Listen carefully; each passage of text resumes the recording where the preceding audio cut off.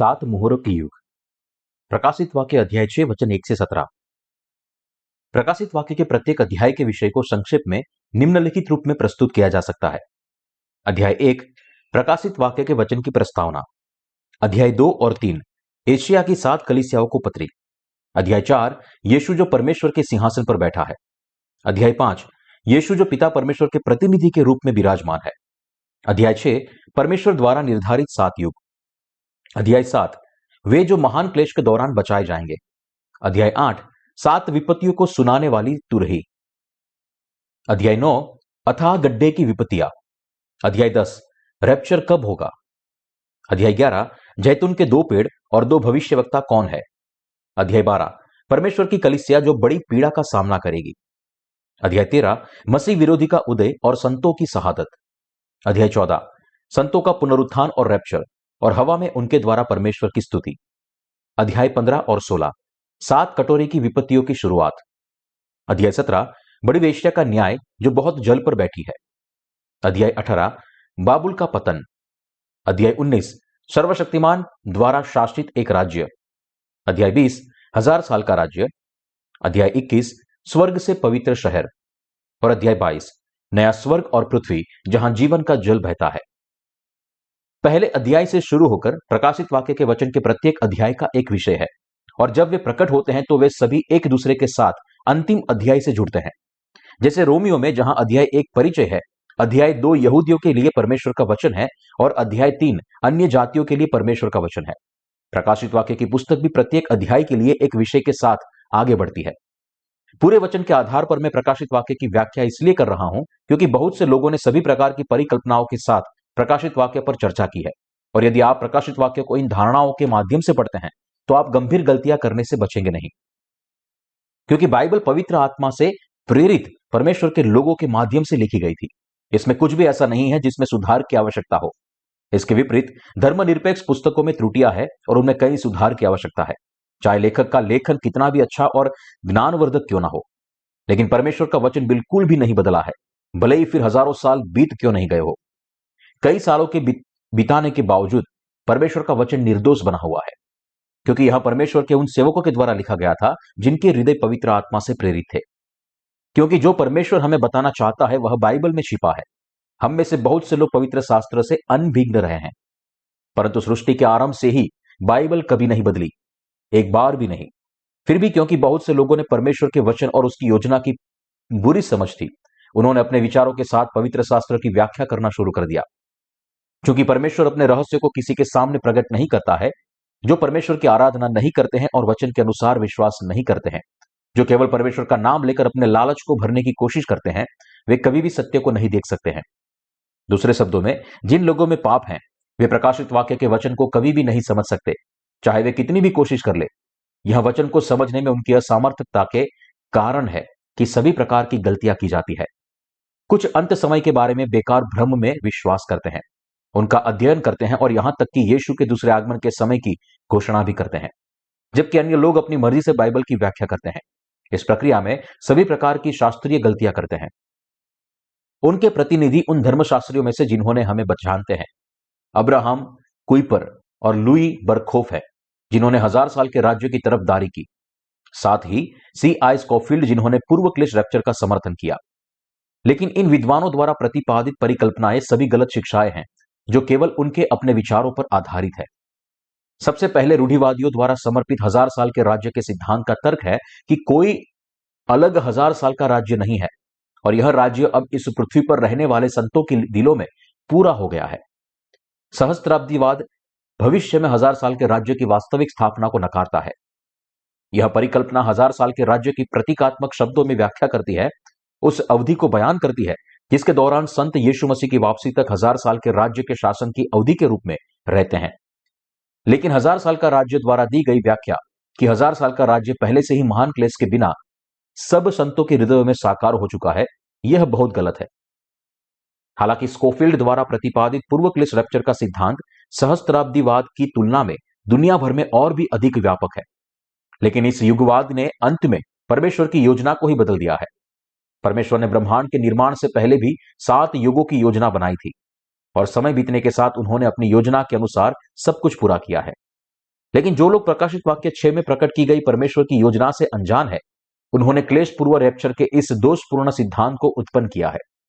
उनका तर्क है कि महान क्लेश की शुरुआत से पहले अन्य जातियों के बीच से नया जन्म पाए हुए लोगों का रैप्चर होगा और इजराइल के कुछ लोग क्लेश की 7 साल की अवधि के दौरान बचाए जाएंगे। यह सिद्धांत एक ऐसे सिद्धांत के रूप में बना हुआ है जिसने कई लोगों को बड़ी उलझन में डाल दिया है। यदि महाक्लेश से पहले संतों का रैप्चर होता, जैसा कि पूर्व क्लेश रैप्चर के सिद्धांत द्वारा दावा किया गया है, तो न तो संतों का उत्पीड़न होगा और न ही उनकी शहादत होगी, जैसा कि प्रकाशित वाक्य 13 में दर्ज है।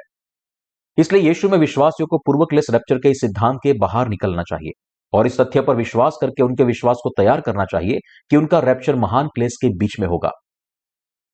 प्रकाशित वाक्य का वचन हमें प्रकट करता है कि कैसे परमेश्वर अपने 7 युगों की कलीसिया के व्यवस्था के द्वारा दुनिया का नेतृत्व करेगा। जैसा कि प्रकाशित वाक्य अध्याय 6 में चर्चा की गई है, हमें परमेश्वर द्वारा निर्धारित 7 युगों की योजना में देखना चाहिए। लोग भ्रमित हैं और उनका विश्वास अस्थिर है क्योंकि वे पवित्र शास्त्र के इन 7 युगों की सच्चाई को नहीं जानते हैं। इसलिए हमें प्रकाशित वाक्य 6 में जो लिखा है उस पर विश्वास करना चाहिए, जैसा कि यह प्रतीत होता है।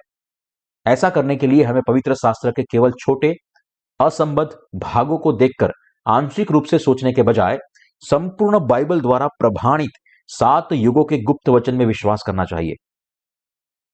जैसे पानी और आत्मा का सुसमाचार लोगों से छिपा हुआ था, वैसे ही परमेश्वर के 7 युग भी छिपे हुए हैं। हालांकि बाइबल के विद्वानों ने प्रकाशित वाक्य के वचन को समझने की कोशिश की है और अपने स्वयं के विचारों पर ध्यान केंद्रित करके कई सिद्धांतों को प्रस्तावित किया है। फिर भी प्रकाशित वाक्य के वचन को समझना अभी भी बहुत मुश्किल है। यह इस तथ्य के समान है कि पानी और आत्मा का सुसमाचार अब तक छिपा हुआ था, लेकिन विद्वानों ने अब तक मसीह की वापसी, संत के रैप्चर या 1000 साल के राज्य के बारे में जिन सिद्धांतों को सामने रखा है, उसके यीशु में विश्वास करने वालों को कोई लाभ नहीं हुआ है। हमारे लिए प्रकाशित वाक्य के वचन को समझने के लिए यह अत्यंत महत्वपूर्ण है कि हम अध्याय 6 को समझें। यह अध्याय प्रकाशित वाक्य के सभी वचनों को हल करने और समझाने की कुंजी है। लेकिन इससे पहले कि हम प्रकाशित वाक्य के पूरे वचन को समझने की कोशिश करें, हमें एक बात याद रखनी चाहिए। पानी और आत्मा के सुसमाचार को समझे और उसमें विश्वास किए बिना प्रकाशित वाक्य को समझना असंभव है। आपको यह समझना चाहिए कि परमेश्वर के सत्य को तभी समझा जा सकता है जब आप पहले पानी और आत्मा के सुसमाचार को जानते हैं और उसमें विश्वास करते हैं। जैसा प्रकाशित वाक्य अध्याय 8 में दर्ज है, जब उसने 7वीं मुहर खोली, तब 7 तुरहियों की विपत्तियां संसार पर उतरेगी। यह उन घटनाओं की व्याख्या करता है जो प्रकाशित वाक्य 6 में दर्ज चौथे युग यानी पीले घोड़े के युग के दौरान प्रकट होगी। पहले परमेश्वर द्वारा निर्धारित 7 युगों को समझे बिना आप 7 तुरहियों की विपत्तियों को भी नहीं समझ सकते हैं। प्रकाशित वाक्य के वचन को उसकी संपूर्णता में समझने के लिए हमें सबसे पहले पानी और आत्मा के सुसमाचार को समझना और उसमें विश्वास करना चाहिए जो परमेश्वर ने हमें दिया है। प्रकाशित वाक्य 6 में परमेश्वर का वचन उस समय के समग्र रूपरेखा को प्रदान करता है जिसे परमेश्वर ने मनुष्य जाति की रचना करते समय बनाया था। परमेश्वर ने मनुष्य जाति के आदि और अंत को 7 अलग अलग युगों में विभाजित किया है। ये हैं, पहला सफेद घोड़े का युग, दूसरा लाल घोड़े का युग, तीसरा काले घोड़े का युग, चौथा पीले घोड़े का युग, पांचवा संतों की शहादत और उत्साह का युग, छठा विश्वास के विनाश का युग और 7वां 1000 साल के राज्य और नया स्वर्ग और पृथ्वी का युग। हम विश्वास करते हैं और मानते हैं कि इस प्रकार परमेश्वर ने मनुष्य जाति के लिए अपनी योजना को इन 7 युगों में विभाजित किया है। वर्तमान में विश्व काले घोड़े के युग में है जो सफेद और लाल घोड़े के युग से गुजरता है। पवित्र शास्त्र हमें बताता है कि जिस युग में हम अब जी रहे हैं वह अकाल का युग है, लेकिन पीले घोड़े का युग भी हमारे निकट है। पीले घोड़े के युग के आगमन के साथ महान क्लेश के 7 साल की अवधि में प्रवेश करते हुए संतों की शहादत का युग शुरू होगा। क्लेशों और शहादत का यह युग पीले घोड़े का युग है। जब उसने चौथी मुहर खोली तो मैंने चौथे प्राणी का शब्द यह कहते हुए सुना, आ। मैंने दृष्टि की और देखो, एक पीला सा घोड़ा है और उसके सवार का नाम मृत्यु है और अधोलोक उसके पीछे पीछे हैं और उन्हें पृथ्वी की 1/4 पर यह अधिकार दिया गया कि तलवार और अकाल और मरी और पृथ्वी के वन पशुओं के द्वारा लोगों को मार डाले। यहां यह पद्यांश कहता है, और उन्हें पृथ्वी की 1/4 पर यह अधिकार दिया गया कि तलवार लोगों को मार डाले। यह दर्शाता है कि पीले घोड़े के युग के दौरान मसीह विरोधी उठ खड़ा होगा और संतों को शहीद बनाएगा। पीले घोड़े के युग के दौरान होने वाली घटनाओं को प्रकाशित वाक्य अध्याय 8 वचन 1 से 7 में दर्ज किया गया है। जैसा कि लिखा है, जब उसने 7वीं मुहर खोली तो स्वर्ग में आधे घंटे का सन्नाटा छा गया। तब मैंने उन सातों स्वर्गदूतों को देखा जो परमेश्वर के सामने खड़े रहते हैं, और उन्हें 7 तुरहियां दी गई। फिर एक और स्वर्गदूत सोने का धूपदान लिए हुए आया और वेदी के निकट खड़ा हुआ, और उसको बहुत धूप दिया गया कि सब पवित्र लोगों की प्रार्थनाओं के साथ सोने की उस वेदी पर जो सिंहासन के सामने है चढ़ाए। उस धूप का धुआं पवित्र लोगों की प्रार्थनाओं सहित स्वर्गदूत के हाथ से परमेश्वर के सामने पहुंच गया। तब स्वर्गदूत ने धूपदान लेकर उसमें वेदी की आग भरी और पृथ्वी पर डाल दी, और गर्जन और शब्द और बिजलियां और भूकंप होने लगे। तब वे सातों स्वर्गदूत जिनके पास 7 तुरहियां थी उन्हें फूंकने को तैयार हुए। पहले स्वर्गदूत ने तुरही फूकी, और लहू से मिले हुए ओले और आग उत्पन्न हुई और पृथ्वी पर डाली गई, और पृथ्वी की 1/3 जल गई, और पेड़ों की 1/3 जल गई, और सब हरी घास भी जल गई। प्रकाशित वाक्य अध्याय 8 में 7 तुरहियों की विपत्तियों की उपरोक्त चर्चा प्रकाशित वाक्य 6 में दर्ज पीले घोड़े के युग की सच्चाई का एक विस्तृत पुनरावृत्ति प्रदान करती है। यह वचन मसीह विरोधी के उद्भव और 7 तुरहियों की विपत्तियों को और 7 कटोरे जो पीले घोड़े के युग के दौरान सामने आएंगे विस्तार से दर्ज करता है। दूसरी ओर अध्याय 4 और 5 हमें बताता है कि यीशु मसीह इस दुनिया पर और आने वाले सभी लोगों पर परमेश्वर के रूप में राज्य करेगा, और पिता की पूरी योजना यीशु मसीह के द्वारा परमेश्वर के रूप में पूरी होगी। इस प्रकार हम प्रकाशित वाक्य 4 और 5 के माध्यम से देख सकते हैं कि वास्तव में यीशु मसीह कितना सामर्थी और सर्वशक्तिमान परमेश्वर है। प्रकाशित वाक्य 8 हमें बताता है, तब वे सातों स्वर्गदूत जिनके पास 7 तुरहियां थी उन्हें फूकने को तैयार हुए। पहले स्वर्गदूत ने तुरही फूकी, और लहू से मिले हुए ओले और आग उत्पन्न हुई और पृथ्वी पर डाली गई, और पृथ्वी की 1/3 जल गई, और पेड़ों की 1/3 जल गई, और सब हरी घास भी जल गई। जब पीले घोड़े का युग आता है तब पृथ्वी का 1/3 जंगल जल गया, और इसके बाद उससे भी ज्यादा विपत्ति आई। पहली तुरही की विपत्ति एक ऐसी विपत्ति है जो 1/3 पेड़ों और सारी घास को जला देगी। जब यह आपदा दुनिया पर प्रहार करेगी तो शेष जंगल भी दुनिया के 1/3 हिस्से में फैली भीषण आग के धुंध के प्रभाव से तबाह हो जाएगा, जिसका धुआं पृथ्वी से सूर्य को अवरुद्ध कर देगा। फसलें नष्ट हो जाएंगी और सारा संसार बड़े अकाल और भुखमरी में डाल दिया जाएगा। अकाल के इस युग में एक दिन की मेहनत से 1/4 गेहूं या 3/4 जौ ही खरीदा जा सकता है। दुनिया अब इस असाधारण अकाल और भुखमरी के आसन्न आगमन का सामना कर रही है। इस संसार का अकाल भौतिक और आत्मिक दोनों तरीकों से आएगा। आज की दुनिया में आत्मिक अकाल पहले से मौजूद है। आज की कलीसियाएं केवल नाम मात्र के मसीहियों से भरी हुई है, जो आत्मिक रोटी और पानी और आत्मा के सुसमाचार के जीवन को दुनिया के साथ साझा करने में असमर्थ है। दुनिया भर के लोग यूरोप से लेकर एशिया से लेकर अमेरिकी महाद्वीप तक सभी अब अपने विनाश के दौर में जी रहे हैं। आज के मसीही धर्म में कुछ लोग भूखे आत्माओं को खिलाने के लिए आत्मिक रोटी प्रदान करते हैं। हम पीले घोड़े के युग का वर्णन मसीह विरोधी के उद्भव के युग के रूप में करते हैं। इस अवधि के दौरान प्राकृतिक आपदाएं रोटी और पानी को दुर्लभ वस्तुओं में बदल देगी, जहां हर कोई बड़े अकाल को प्रभावित मुश्किल से बच पाएगा। यद्यपि दुनिया अपनी वैज्ञानिक प्रगति के साथ जारी रहेगी, फिर भी जीवन स्तर अत्यधिक गरीबी में गिर जाएगा, जैसा कि उसने पहले कभी नहीं देखा था। क्या ऐसी दुनिया में रहने वाले लोगों में अपने जीवन को जारी रखने की कोई इच्छा बची रहेगी? क्लेश के इस समय में हम सभी को अपनी शहादत को गले लगाना चाहिए और पानी और आत्मा के सुसमाचार के वचन में विश्वास करके परमेश्वर की महिमा करनी चाहिए। जो संत इस प्रकार पानी और आत्मा के सुसमाचार में विश्वास करते हैं, वे अपनी शहादत के साथ परमेश्वर की महिमा करेंगे। बदले में परमेश्वर अपने विश्वास की रक्षा के लिए शहीद हुए लोगों को स्वर्ग में उठाएंगे और उन्हें मेमने के विवाह भोज में आमंत्रित करेंगे।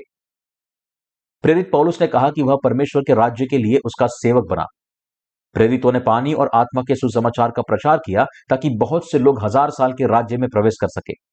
महान क्लेश के समय इजराइल में ऐसे लोग होंगे जो यीशु में विश्वास करने के लिए शहीद होंगे और रैप्चर भी होंगे। इस प्रकार संत पीले घोड़े के युग के दौरान महान क्लेश की अवधि के होंगे। जब महान क्लेश आएगा तो इस दुनिया में हर कोई किसी ऐसे व्यक्ति की तलाश में होगा जो आपदा से त्रस्त दुनिया में व्यवस्था ला सके। वे किसी ऐसे व्यक्ति के लिए तरसेंगे जो विनाशकारी प्रकृति आपदाओं द्वारा आई समस्याओं को हल कर सकता हो और जो कई राजनीतिक, आर्थिक और धार्मिक समस्याओं का समाधान कर सकता हो जिनका वे सामना करते हैं। यह तब होगा जब मसीह विरोधी उठ खड़ा होगा। हाल ही में एक जापानी लेखक ने the story of the Romans नामक पुस्तक की एक श्रृंखला लिखी, जिसमें रोमन सम्राटों की प्रशंसा के अलावा कुछ नहीं था। लेखक का मुख्य तर्क यह था कि दुनिया को जल्द ही एक ऐसे नेता की आवश्यकता होगी जो संपूर्ण सामर्थ्य प्राप्त कर सके। कई लोग उनकी बात से सहमत भी थे। महान क्लेश के दौरान लोग एक शक्तिशाली शासक चाहते हैं जो लोहे की मुट्ठी के साथ दुनिया भर पर शासन कर सके और अपने राज्य के साथ बहुत सारे शासक नहीं, लेकिन पूरी दुनिया का एक अकेला शक्तिशाली शासक हो। वर्तमान में दुनिया कई राष्ट्र राज्यों में विभाजित है और प्रत्येक का अपना नेता है, लेकिन अंत के समय में लोग एक ऐसे करिश्माई विश्व नेता चाहेंगे जो उनकी सभी समस्याओं का पूरी तरह समाधान कर सके। दुनिया अब इस नेता यानी मसीह विरोधी की प्रतीक्षा कर रही है जो कि पूरी दुनिया पर राज करेगा। बाइबल हमें बताती है कि जब पीले घोड़े का युग आएगा तो मसीह विरोधी बड़ी शक्ति के साथ उभरेगा और दुनिया में सभी को अपने अधीन कर लेगा। बाइबल हमें यह भी बताती है कि जब पीले घोड़े का यह युग आएगा तब आग पृथ्वी पर बरसेगी और दुनिया के 1/3 जंगलों को जला देगी। और जब यह युग आएगा तो दुनिया पर मसीह विरोधी का शासन होगा और कोई भी उसके चिन्ह के बिना कुछ भी खरीद या बेच नहीं पाएगा। इस समय चिन्ह प्राप्त करने और मूर्ति की पूजा करने से इनकार करने पर संतों को शहीद कर दिया जाएगा और फिर उन्हें पुनरुत्थित और रैप्चर किया जाएगा। जब इस प्रकार पीले घोड़े का युग समाप्त होगा तो 1000 साल के राज्य का युग खुल जाएगा। प्रभु ने हमें बताया कि संसार का विनाश और महान क्लेश एक चोर के रूप में आएगा। इसलिए अब हमें उस विश्वास को तैयार करना चाहिए जो महान क्लेश और विनाश के सभी परीक्षणों को दूर कर सकता है। यह तैयारी केवल पानी और आत्मा के सुसमाचार में विश्वास करने के द्वारा ही संभव है। परंतु जो लोग इस प्रकार तैयारी नहीं करते हैं उनके लिए सभी विपत्तियां और विनाश उन पर पड़ेंगे जो पानी और आत्मा के सुसमाचार पर विश्वास नहीं करते हैं। ऐसे में हमें स्पष्ट रूप से समझना और विश्वास करना चाहिए कि आज का युग काले घोड़े का युग है। उस अंतिम दिन के आने से पहले हमें पानी और आत्मा के सुसमाचार में विश्वास करना चाहिए और भविष्य के लिए तैयारी करनी चाहिए। जो लोग अब पानी और आत्मा के सुसमाचार में विश्वास करते हैं उन्हें उनकी शहादत के साथ रैप्चर किया जाएगा। जो अमीर है वे आराम से नहीं रहेंगे, नहीं जो गरीब है वे अपनी गरीबी में जीते रहेंगे। इसलिए हमें अब जो कुछ भी हो रहा है उस पर हमें न तो दुखी होना चाहिए और न ही घमंड करना चाहिए, क्योंकि हम मानते हैं कि पीले घोड़े का युग निकट है और सभी संत संभवतः शहीद हो जाएंगे। समय समय पर हम अपने आसपास कुछ ऐसे लोगों को देखते हैं जो स्वयं मसीह की वापसी के समय का विश्लेषण करके, प्रभु के दूसरे आगमन के लिए अपने स्वयं के दिन और समय की घोषणा करके और कई अन्य लोगों को ऐसे दावों के साथ गुमराह करके बहुत भ्रम पैदा करते हैं। लेकिन बाइबल के अनुसार मसीह की वापसी तब तक नहीं होगी जब तक कि 7वीं तुरही नहीं बजती। इसलिए हमें कभी भी बाइबल के वचन की गणना करने और प्रभु की वापसी के लिए कोई तिथि निर्धारित करने की गलती नहीं करनी चाहिए। हमें उन लोगों से भी सावधान रहना चाहिए जो दावा करते हैं कि उन्होंने अपने सपनों या दर्शनों में मसीह की वापसी की तारीख देखी है। उनके अपने सिर्फ सपने से ज्यादा कुछ नहीं है, परंतु क्योंकि परमेश्वर हमें बताता है कि वास्तव में रैप्चर का समय उसके वचन के माध्यम से कब आता है, हमें वचन में विश्वास करना चाहिए।